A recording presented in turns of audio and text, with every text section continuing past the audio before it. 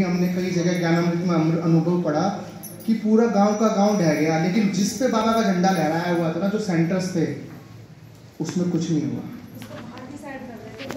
उत्तराखंड में आपने देखा होगा, उत्तराखंड में जब भूकंप, वो सुनामी वो आया था, सब कुछ बह गया था, लेकिन जो मंदिर था ना, उसको कुछ नहीं हुआ था, कुछ नहीं हुआ था। ऐसा क्यों होता है? पता है क्यों होता है? एक तो जब हम वहां पर रहते हैं, जिस भावना से हम योग करते हैं, जो हमारी भावनाएं होती है ना, उन पत्थर के अंदर भी मजबूती आ जाती है। दूसरी बात, जो झंडा होता है ना, झंडा आजकल देश में भी झंडा होता है, हिंदुस्तान का अलग झंडा है, पाकिस्तान का अलग झंडा है, मान सम्मान होता है। जिस भावना से हम उस झंडे को गाड़ देते हैं ना, फिर गाड़ने का मतलब, गाड़ दिया तो मतलब उस भगवान की जिम्मेवारी हो गई। अंगद का मिसाल देते हैं ना कि उसने पैर रख दिया था राम के नाम पर, अब राम जाने और उसका काम जाने। तो ऐसे जब हमने गाड़ दिया झंडा गाड़ने का मतलब अब भगवान देखेगा, अब मेरी जिम्मेवारी नहीं है। भूकंप आए, सुनामी आए, चाहे कुछ भी आए, एनीथिंग, अब उसकी जिम्मेवारी, क्योंकि अगर झंडा नहीं है तो फिर उसके ऊपर हमने सौंपा नहीं। झंडा लगा दिया तो मतलब तेरा काम तू जाने कैसे करना है, इसलिए इसका महत्व है, इसलिए लगाया जाता है। दूसरा, एक पहचान होती है कि हाँ ये भगवान के बच्चे हैं, झंडा लगा हुआ है। अभी एक जगह हमने देखा रास्ते में ना, एक गाड़ी का एक्सीडेंट हो रखा था, लेकिन हल्का सा क्या था, उसके पीछे एक बाबा का स्टिकर लगा हुआ था। तुरंत मैंने गाड़ी साइड में लगाई, मैं उतरा, मैं भाई कह रहा नहीं ठीक है, आप ठीक है, बस गाड़ी को चोटाई, मैं ठीक हूँ। मैंने क्यों रोका? बस स्टिकर की वजह से रोक दिया। मैं कहा हो सकता है कोई अपना बाबा का बच्चा हो, वैसे अनजाने में तो आजकल कहते हैं आफत मोल वाली बात हो जाती है, लेकिन स्टिकर देखते ही मैंने साइड में गाड़ी लगाई, मैं पूछने लगा, कह रहे वे ठीक है। फिर उन्होंने पूछा आप कौन से सेंटर जाते हो, क्या है? तो ये चीज़ें जरूरी है, इससे जान पहचान भी होती है। और सबसे बड़ी बात की गाड़ दिया। अब लेकिन उसके पीछे भी राज है कि ऐसे हर किसी के घर में भगवान का झंडा नहीं लहरा सकते हम। बहुत सारी श्रीमत धारणाएं होती हैं,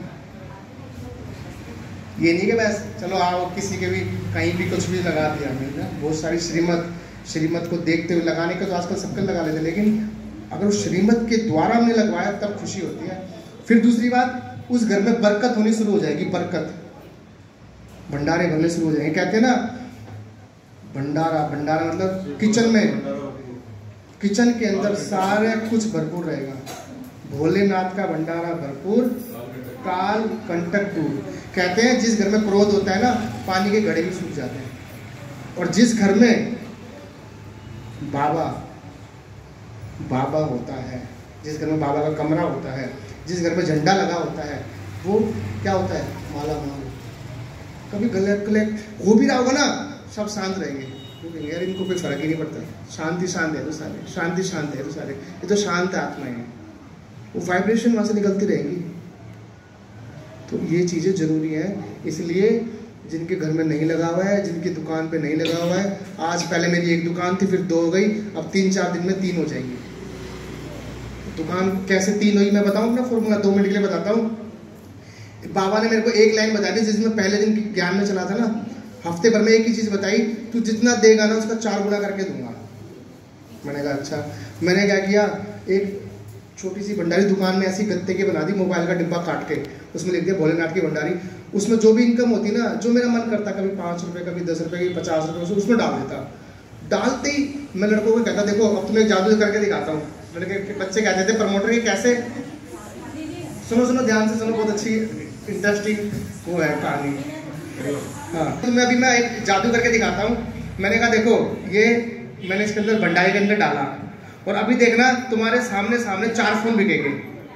तो वो मैं उसके अंदर डाल देता था, और मैं बाबा को बोलूँगा बाबा थोड़ी लाल रख लेना, 4 की जगह 5 बिक जाते थे। फिर जब वो होता था ना, फिर मुझे बच्चे पता क्या कहते हैं, भैया थोड़ा ना काम मंदा है, आप है ना वो भंडारी में वो डालो, पैसे डालो। तो वो खुद कहते थे कि भैया डालो, फिर देखो कस्टमर्स आएंगे। हाँ, तो ऐसा ये अनुभव है ना, आज तक चल रहा है, आज तक चल रहा है। कोई टेंशन नहीं है, कोई कुछ नहीं है।